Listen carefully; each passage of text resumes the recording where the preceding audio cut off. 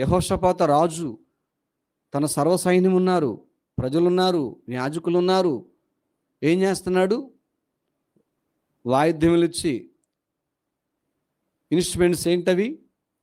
స్తుతించడానికి ప్రభువుని, పదండి యుద్ధానికి అంటున్నాడు. యుద్ధానికి కత్తులతోటి కయ్యానికి కాలు దూవటం అంటారు చూడు, అట్లా వాళ్ళు ఎర్రటి కళ్ళు చేసుకొని యుద్ధానికి వెళ్ళలా.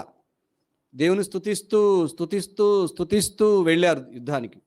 వెళ్ళేసరికి వాళ్ళంతా చచ్చిపోయి కింద పడి ఉన్నారు. వాళ్ళ కాళ్ళ క్రింద పెట్టాడు దేవుడు అనమాట సాతాను శీఘ్రముగా, ఒక స్తుతుల మూలాన, స్తోత్రముల మూలాన. వాళ్ళు వెళ్ళేం చేశారు? ఒక్క శత్రువును కూడా చంపలేదు. వాళ్ళందరిని ఏం చేశాడు దేవుడు? వాళ్ళ కాళ్ళ క్రిందే ఉన్నారు వాళ్ళు. మీరు చదవండి బైబిల్ ఉండదు, వాళ్ళ కాళ్ళ క్రింద ఉన్నారు. వెళ్ళేసరికి పడిపోయి ఉన్నారు, హతమై ఉన్నారు అన్నమాట. అనేసారి శత్రువు ఎందుకు హతము కాడంటే, శత్రు క్రియలు, శత్రు విధానాలు మనకు ఎందుకు ఎగబాగుతాయి అంటే, మనం దేవునికి స్తోత్రం చెల్లించం. పడుకునేటప్పుడు కూడా మెలకు వచ్చినా కానీ ఏం చేయాలి తెలుసా?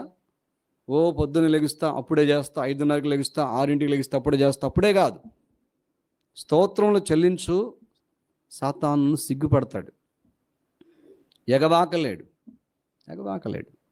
వాడి వల్ల కాదు. స్తోత్రములు చెల్లించేవాళ్ళు జోలు రాలేడు సాతానుడు. ఎందుకంటే ప్రతి విషయానికి కృతజ్ఞతలు చెల్లిస్తారు.